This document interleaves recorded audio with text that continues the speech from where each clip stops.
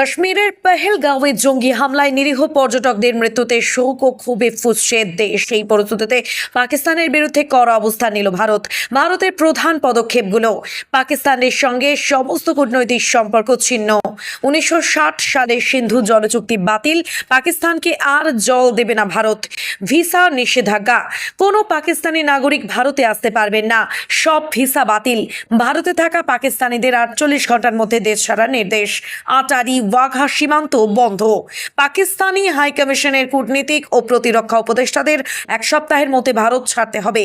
ইসলামাবাদে ভারতীয় হাইকমিশনের সামরিক উপদেষ্টাদেরও ফিরিয়ে নেওয়া হবে। হাইকমিশনের কর্মী সংখ্যা 55 থেকে 30-এ নামিয়ে আনা হয়েছে। 1 মে থেকে কার্যকর। ভারতে পাকিস্তানের দূতাবাস বন্ধ ঘোষণা। ভারতের অবস্থান: সন্ত্রাসবাদের বিরুদ্ধে জিরো টলারেন্স নীতি নেওয়া হয়েছে।